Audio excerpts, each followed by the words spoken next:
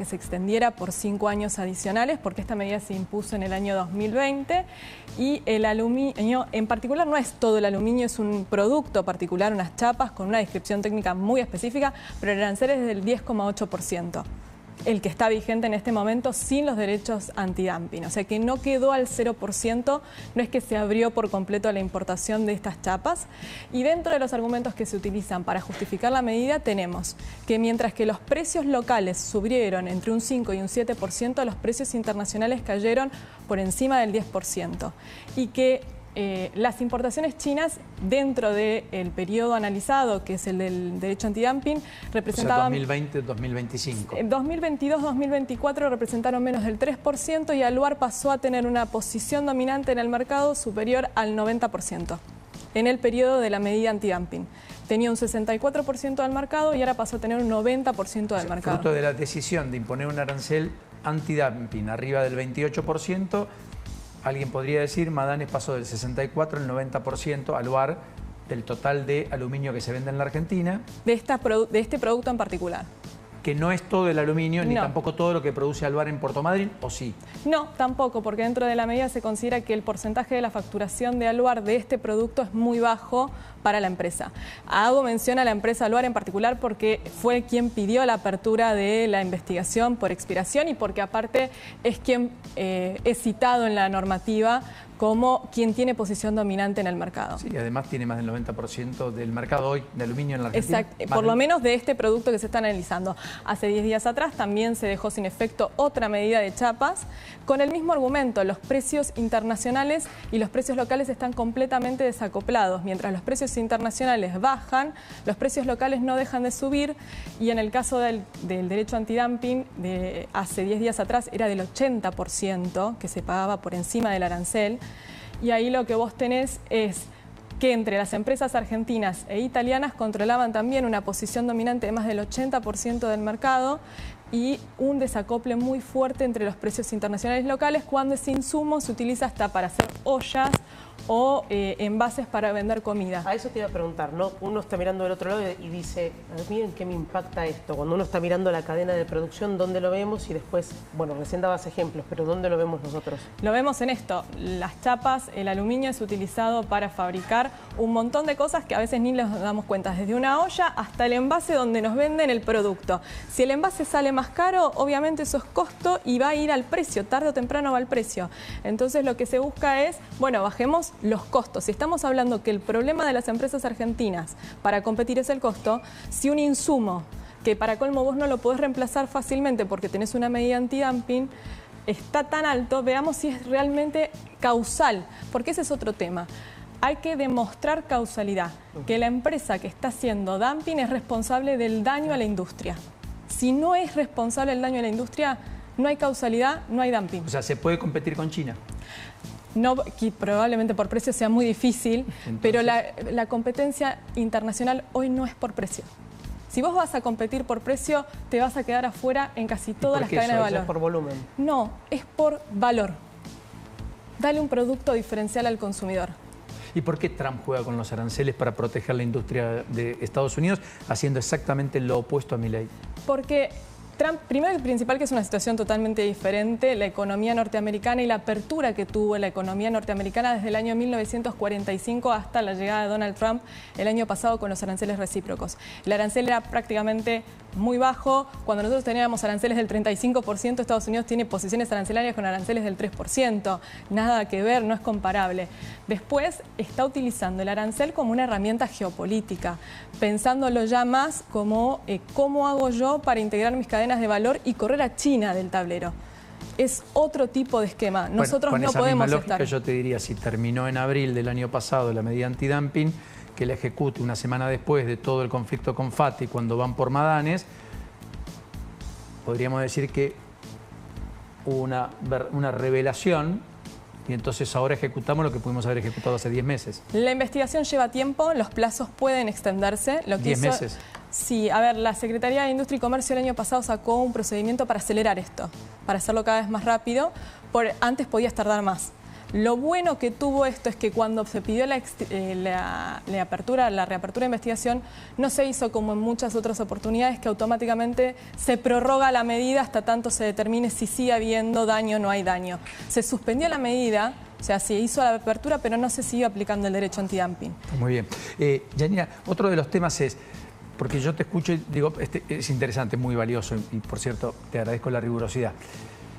¿Qué podría plantear Madanes, Pablo Roca o quien sea las automotrices hoy, la industria textil, la industria del aceite de olivo, la industria de mucha cadena de valor que genera además, naturalmente, empleo genuino, etc.?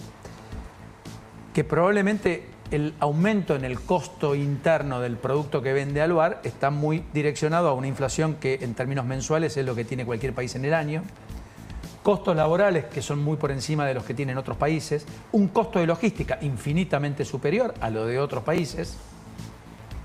En eso estamos totalmente de acuerdo, porque el problema de las empresas argentinas no es la apertura comercial, es el costo argentino. Bueno. La apertura lo que hizo fue evidenciar todos los problemas estructurales que tenemos y por eso no podemos sostener tampoco las medidas antidumping, porque no podemos demostrar que nuestro problema no es interno, es externo.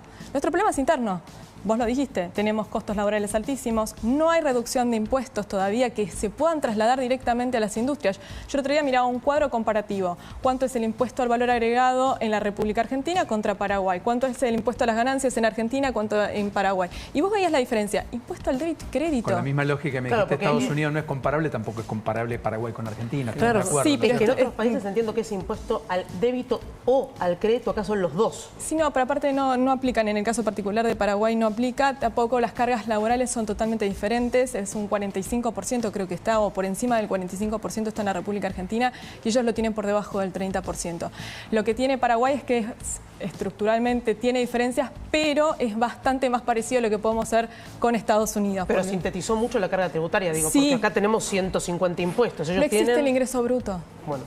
Ahí tenemos hasta cuándo vamos a seguir con estos impuestos distorsivos como el ingreso bruto a las tasas municipales. Hace poquito en un municipio se pararon en la puerta de una fábrica de las que vos nombraste a cobrarles multa a los camioneros porque a partir de ese día habían decidido que había que pagar un tributo para circular con camiones de alto porte. Y es una empresa que produce en la República Argentina. ¿Y eso a dónde va? Al costo. Todo va al costo, definitivamente. También el deterioro de las rutas. Por supuesto. Que es una cuestión que el gobierno, entiendo que en la necesidad imperiosa de equilibrar la caja y administrar fondos desde la caja, Caputo, que tiene una mirada estrictamente financiera para muchos temas, bueno, no lo tuvo en agenda. Ahora el problema pasaron 26 meses y el deterioro se acumuló. Las rutas no estaban bien, están peor. Y imagínate que en muchos casos sale más caro llevar el Puertos. producto desde la economía regional que lo produce hasta el puerto que llevarlo desde el puerto al punto donde se vende en el exterior. Y es un disparate. Lo que nosotros tenemos que potenciar, que es la llegada de dólares genuinos. Los únicos que generan dólares genuinos son los exportadores. Le hace agroindustriales, industriales, porque lo que es interesante es que están subiendo las importaciones de productos industriales. Combustibles. Nosotros no vendemos solo productos primarios. Eso es algo que está instaurado en la cabeza de la gente como un dogma de que Argentina solo vende productos primarios. No, están creciendo las exportaciones de productos manufacturados de origen industrial. Por ejemplo, si yo me pongo a ver la balanza comercial con Estados Unidos, vos que lo trajiste a la mesa, lo que primero le vendemos es combustible y energía y lo segundo son manufacturas de origen industrial. Tercero, manufacturas de origen agropecuario y por último, productos primarios. Y tenemos balanza comercial positiva con Estados Unidos. Sí, con China es muy negativa. Con China es muy negativa, pero es lógico que sea negativa. Y pasa a ser el negativa. principal producto importado de Argentina. Sí, y también hay algo que es importante, avalancha de importaciones. Ojo, porque 7 de cada 10 dólares que pagamos al exterior son para producir.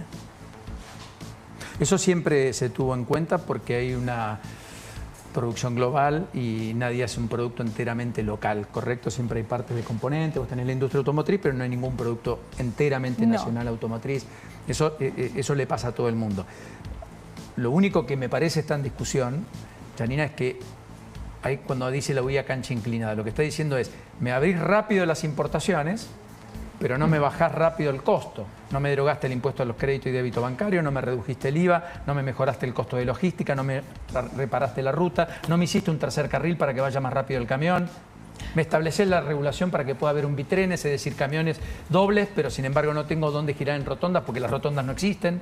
Coincido, arrancaron compitiendo 20 escalones abajo, eso es cierto. Pero también hay una realidad, hoy parece haber más foco en reclamar la apertura que en reclamar las medidas para solucionar el problema interno. No, yo reclamo lo segundo.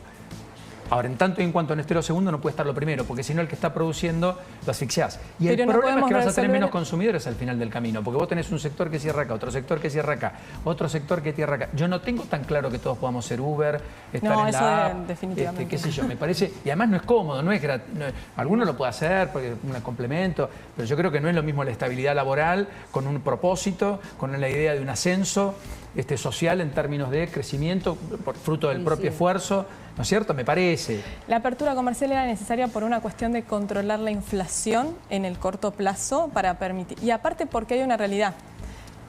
Competir es lo que puso en evidencia dónde están los problemas. Esto de que nos estemos dando cuenta de que hay que bajar el costo impositivo, hay que bajar el costo laboral, hay que mejorar la infraestructura, hasta hace 3 años atrás nadie lo discutía porque total la economía estaba cerrada y vendíamos al precio que queríamos. Ahora, con la apertura comercial nos damos cuenta dónde están los problemas. Coincido con vos en que este año hay que poner mucho foco en la micro para eso, para reactivar el consumo y la industria local. Hay que hacerlo, es necesario. 2024 estabilizamos la macro, perfecto. 2025 terminamos de consolidarlo, 2026 empecemos por la micro con esto, con los impuestos, con la reforma laboral. Sí o sí hay que poner foco en la micro. Una pregunta, China, por ejemplo, ¿es un problema para la Argentina, para la región, para el mundo? China es un problema siempre y cuando lo tomes como tal y no entiendas cómo compiten. China tiene una forma muy particular de competir, obviamente que es rechazada en todas partes por este problema, porque bueno, es una economía que no es de mercado, que tiene un alto nivel de informalidad, donde su población vive en condiciones muy malas, con un alto nivel de analfabetismo. Pero también hay una realidad de China que poco se habla. China está atravesando muchísimos problemas internos. China está tapando todo por el tipo de régimen que tiene, pero hoy el futuro ya no es China, es India. Es algo que se viene hablando. ¿Por qué? Porque India es una economía de mercado donde vos tenés seguridad, donde tenés gente preparada y donde tenés productos de muy alta calidad. Entonces, el próximo objetivo tiene que ser cómo nos preparamos para competir con India, no con China. ¿Estuviste en China? Sí, estuve en China. A mí me impacta lo grandilocuente de las obras, la infraestructura. Es todo muy grande. Cuando volvés es como que decís... Y es cierto que hay una sola... Es una economía libre mercado. Nos puede gustar más o menos, aceptó las reglas de la OMC a fines de los 90. Hasta ahí, porque pero no tiene un régimen monolítico en lo político que... Pero las normas laborales no las cumple, hay mucha falsificación, eso si vas a China lo ves. Correcto. Eso está penado por las normas internacionales, pero por ejemplo China utiliza herramientas de la OMC para protegerse, porque... Correcto. Utilizó y aplicó una salvaguardia para ganadería que afecta a la Argentina y es una norma de la OMC. Que nosotros no sé por qué, si realmente estamos importando tanto en algunos sectores, no se piden. Pero claro, hay que demostrar que tu problema es el aumento de las importaciones y no tu problema es estructural. Ha sido un enorme placer, Janina. Gracias por esta generosidad para con nosotros. Hasta la próxima. Lourdes, ¿qué novedad hay en el capítulo judicial a esta hora de la tarde en torno a Petinato Felipe en este caso, no? Sí, porque hoy finalmente Paulino ante el Tribunal Oral 14 comenzó el juicio oral que se le sigue por los hechos acontecidos en mayo del año 2022. ¿Qué es lo que pasó? Bueno, se negó a declarar directamente en el juicio. Lo único que dijo en su momento que había tenido algún tipo de problema con estupefacientes, pero que hace 2 años que no consume. Y después declaró la mamá justamente de Melchor Rodrigo, este neurocirujano que perdió la vida producto de este incendio ocasionado por el propio Felipe Petinato y que fallece producto del 90% de su cuerpo quemado en ese departamento de Belgrano. Ella apunta directamente a Felipe Petinato. Hay que ver, son 6 audiencias las que se desarrollan en este debate oral, Paulino, y todas van a ser por Zoom. Así que no es presencial el juicio. Ahí estamos viendo lo que fue esta mañana el inicio de este juicio oral contra Felipe Petinato. Muy bien, muchas gracias, Lourdes, como siempre. Bueno, habló Manuel Adorni esta mañana. Levantó el perfil Villarroel dejó entrever algunas definiciones, se mostró con Jorge García Cuerva, agenda propia, visitó casi 20 provincias, creo que le restan 4. En el gobierno, por tanto,